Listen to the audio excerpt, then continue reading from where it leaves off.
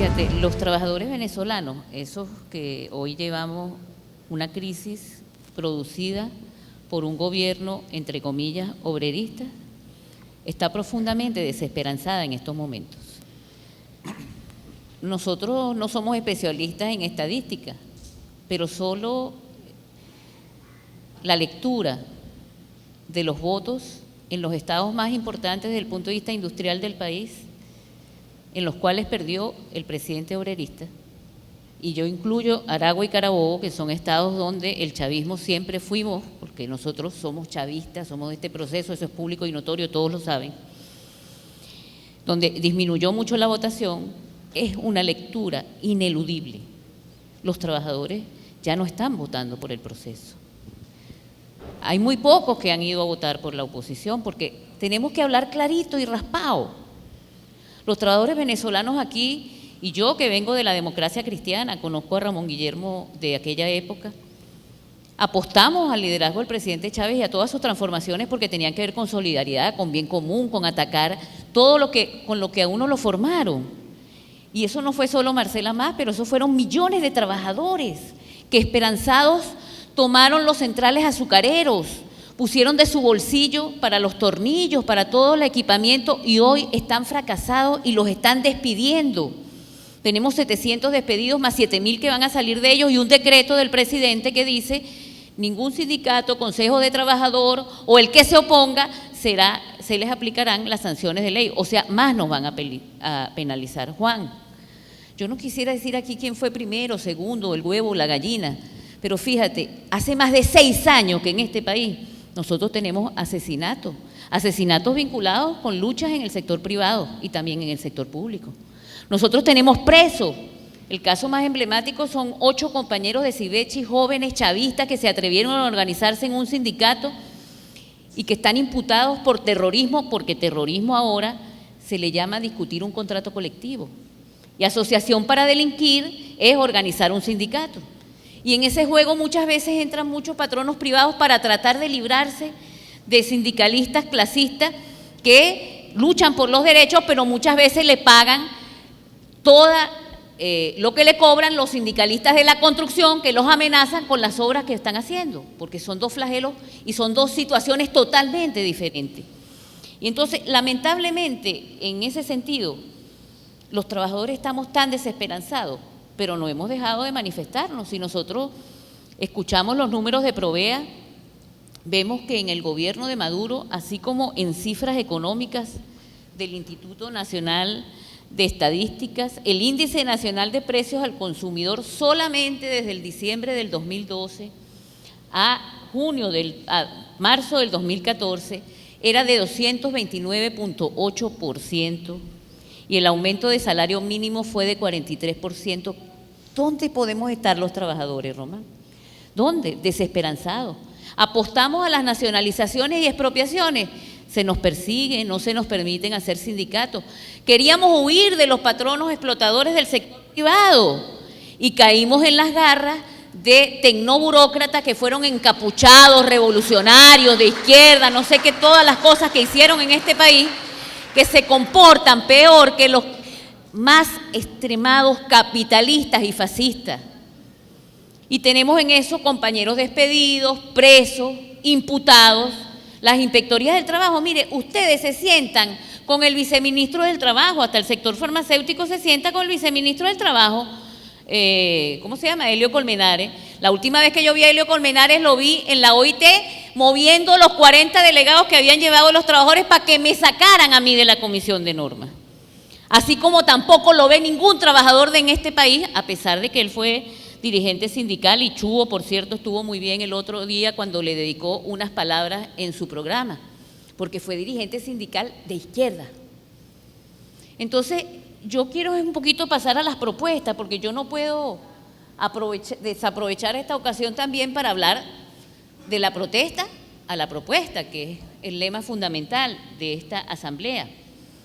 Y fíjense, los trabajadores, así como nosotros fuimos muy duros con Fedecámara, fuimos muy duros con la CTB, porque la UNET surgió producto de los errores de Fedecámara y la CTV, así como el liderazgo del presidente Chávez y el gobierno del presidente Chávez surgió de los errores de los partidos del pasado, que ahora se repiten, se profundizan y se agudizan muchísimo más.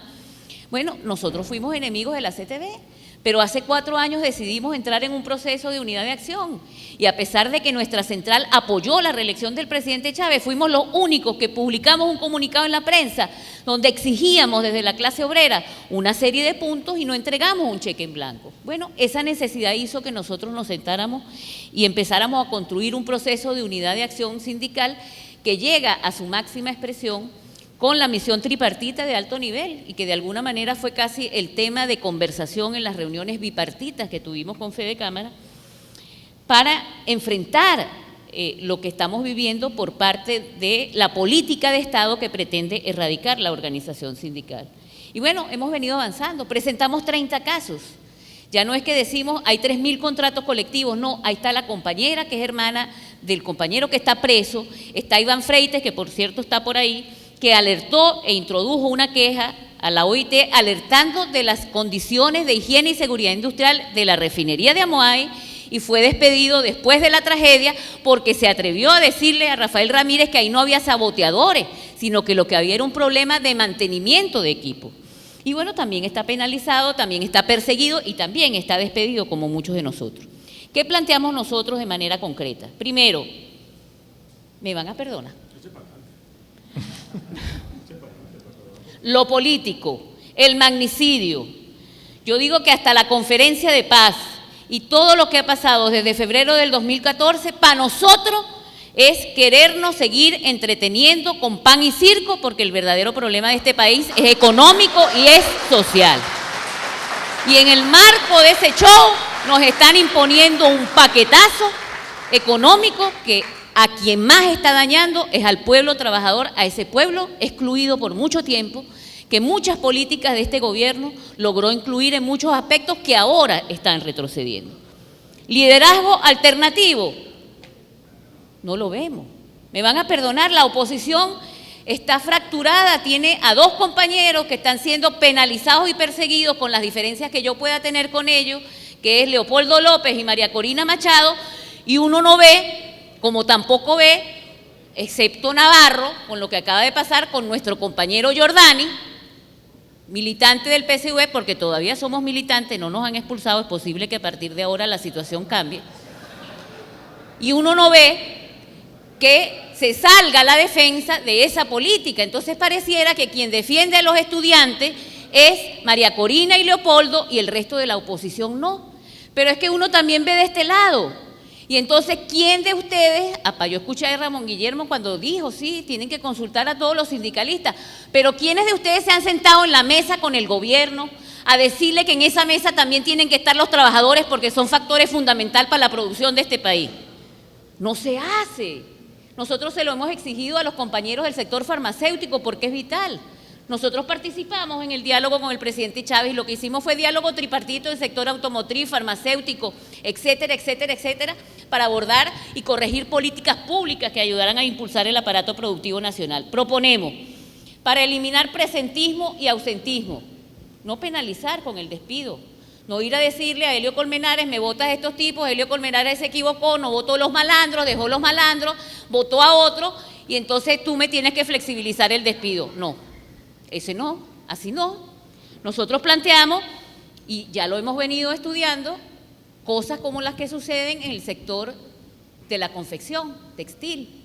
Cosas no horribles como la de Wrangler, que se quemó 3 pisos y después que se paró el día anterior del contrato colectivo y pidió la autorización para despedir a 110 trabajadoras sin llevar el informe de los bomberos. No. Lo que decimos es que es necesario tener incentivos a la producción y a la asistencia. En vez de estar penalizando y persiguiendo, tiene que haber incentivos. Ya existe en el contrato colectivo la costurera que corta 1000 pantalones en Lois, se le da un incentivo a la producción. Los trabajadores de Pasta Sindoni o de Nusita, que durante 6 meses no faltan a su trabajo, tienen una bonificación especial. ¿Por qué no vamos estudiando por ahí la cosa? El tema del diálogo con los sectores es fundamental. Nosotros aspiramos que en el país haya un diálogo, pero que no sea cupular, que sea un diálogo donde participen por los sectores de trabajadores cada uno de los actores sociales, con un gobierno beligerante que de verdad reciba los aportes en materia de planificación, diseño, control de políticas públicas por parte de los actores sociales. Fíjense, en materia de vivienda, si ustedes me preguntan a mí cuántos trabajadores han recibido vivienda en estos últimos 5 años, yo les puedo decir que menos del 2%. Y no tiene que ver con el cemento ni la cabilla.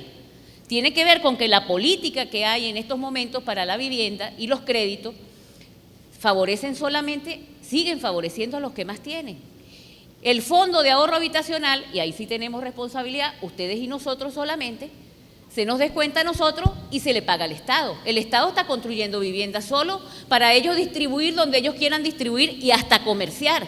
Pero el trabajador lo que tiene acceso a lo mejor es una vivienda en un barrio que es un ejido y que ningún banco le va a dar la facilidad de los créditos que están planteados en los diferentes planes. Entonces, sinceremos eso, bueno, y a lo mejor nos pudiéramos atrever a que el dinero que se le descuente a los trabajadores en un fondo de ahorro habitacional se use para trabajadores de cada una de esas empresas y no seguirlos dando y aportando, no porque no queramos que haya sectores excluidos que tengan vivienda, sino porque también los trabajadores necesitamos accesar a esos planes. Fíjense, el Fondo para las Prestaciones Sociales, este es un elemento peligrosísimo. Muchas de las empresas mantienen en su contabilidad las prestaciones sociales de los trabajadores. Y cuando no hay problema, que se le pida a su empleador, me da lo que me corresponde porque tengo una necesidad médica o de vivienda, se mantiene la relación.